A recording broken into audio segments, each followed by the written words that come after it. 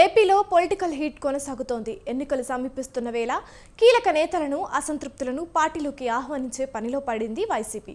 కాపు ఉద్యమ నేత ముద్రగడ పద్మనాభం కూడా వైసీపీ గూటికి చేరడం ఖాయమైపోయింది. ముద్రగడ పద్మనాభం ఇంటికి వైసీపీ నేతలు వెళ్లారు. వైసీపీ ఉభయ గోదావరి జిల్లాల రీజనల్ కోఆర్డినేటర్ మిథున్ రెడ్డి ముద్రగడను కలిశారు. ద్వారంపూడి, జక్కంపూడి ఇతర వైసీపీ నేతలు కలిశారు. ముద్రగడను వైసీపీలోకి ఆహ్వానించారు. సీఎం జగన్ ఆదేశాల మేరకు ముద్రగడను కలిశామని, ముద్రగడకు ఎటువంటి ఆఫర్లు ఇవ్వలేదన్నారు.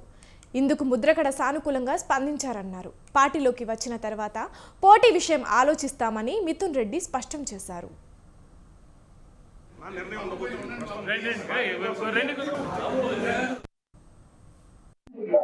పెద్దలు గౌరవనీయులు శ్రీ ముద్రగడ పద్మనాభం గారిని ఈరోజు వచ్చి కలిసి వైఎస్ఆర్సీపీ పార్టీలో చేరేందుకు ఆహ్వానించడం జరిగింది.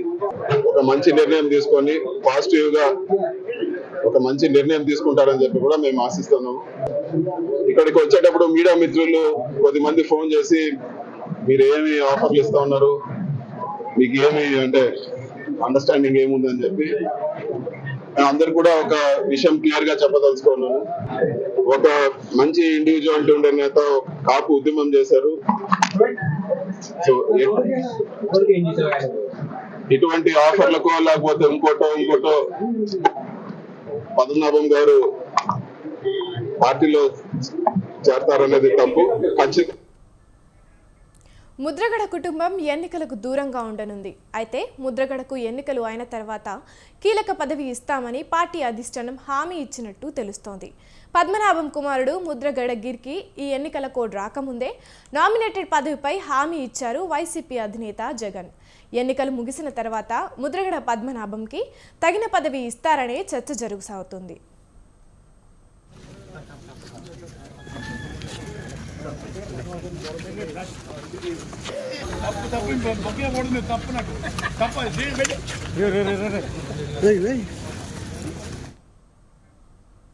ఈ నెల 12వ తేదీన ముద్రగడ పద్మనాభం వైసీపీలో చేరతారని ఆయన అనుచరులు చెబుతున్నారు.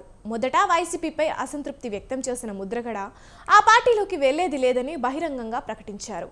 జనసేన, టీడీపీలో చేరేందుకు కూడా ఆయన సిద్ధమని సంకేతాలు ఇచ్చారు. ఓ దశలో జనసేన పార్టీలో ముద్రగడ చేరడం ఖాయమనే ప్రచారం సాగింది. అంతేకాదు, జనసేన అధినేత పవన్ కళ్యాణ్ కీర్లంపూడి వెళ్లి ముద్రగడను పార్టీలోకి ఆహ్వానిస్తారనే ప్రచారం కూడా సాగింది. అయితే ఇందుకు భిన్నంగా ముద్రగడ వైసీపీలో చేరుతున్నారు.